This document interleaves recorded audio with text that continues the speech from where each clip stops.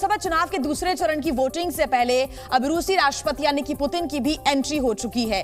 विपक्ष के बड़े नेता यानी कि शरद पवार ने मोदी की तुलना की है पुतिन से और निशाना साधा है। साथ ही बीजेपी की सोच पर भी कई सवाल शरद पवार ने खड़े किए हैं। इस बीच शरद पवार ने देश के संविधान पर खतरा भी बताया है और प्रधानमंत्री नरेंद्र मोदी पर आरोपों की बौछार की है। पवार के इस बयान को लेकर अब नई सियासी तकरार छिड़ने के पूरे आसार हैं। देखिए हमारी ये खास रिपोर्ट। चुनावी रैलियों में मोदी के इन हमलों का जवाब विपक्ष भी अपने तरीके से देने की कोशिश में जुटा है। इंडिया गठबंधन ने चुनाव में पुतिन की एंट्री करा दी है। महाराष्ट्र के अमरावती में एक जनसभा के दौरान शरद पवार ने मोदी की तुलना पुतिन से कर दी। इतना ही नहीं, पवार ने तो यहाँ तक कह दिया कि उन्हें डर है कि मोदी के रूप में भारत को नया पुतिन ना मिल जाए।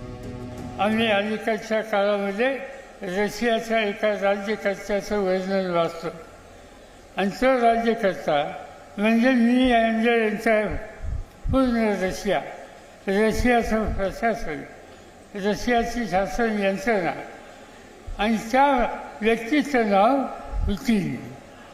आज या देशामध्ये मोदींच्या रूपानं नवीन पुतिन तयार होतोय का काय ही चिंता या देशाच्या जनतेला आहे। पवार ने पुतिन की कार्यशैली और मोदी के काम करने के तरीके को एक जैसा बताने की कोशिश की, साथ ही इसे देश के लिए खतरनाक बताया। शरद पवार ने मोदी पर कई और आरोप भी लगाए। पवार ने कहा कि मोदी जब संसद में दाखिल होते हैं तब डर की भावना दिखती है। पवार ने यह भी आरोप लगाया कि मोदी सरकार तीसरी बार सत्ता में आई तो देश का संविधान बदल देगी। शरद पवार ने कहा कि मोदी अपनी सरकार की उपलब्धियां गिनाने की बजाय सिर्फ दूसरों की आलोचना करते हैं, जो सही तरीका नहीं है। पवार ने मोदी पर दूसरों की बातें न सुनने का आरोप भी लगाया। दूसरे चरण के मतदान से पहले शरद पवार के इस बयान पर घमासान मचना तय है। हालांकि मोदी की तुलना पुतिन से किए जाने पर कांग्रेस ने भी सहमति जताई है। ये विचारधारा जो है ये एक चालकानुवर्ती शासन की विचारधारा है, ये हुकुमशाही की तरफ जाने वाली विचारधारा है, ये लोकतंत्र न मानने वाली विचारधारा है और इसलिए जो शरद पवार जी ने कहा है वो बिल्कुल सही है।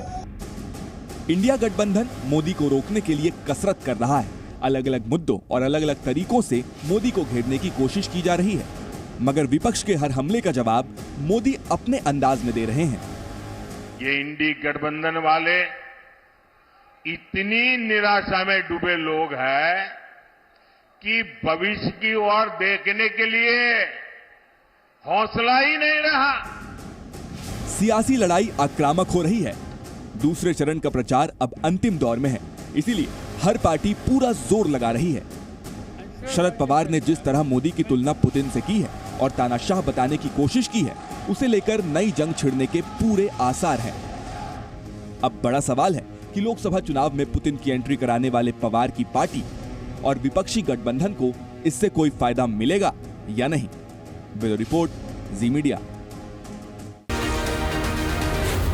जी न्यूज़।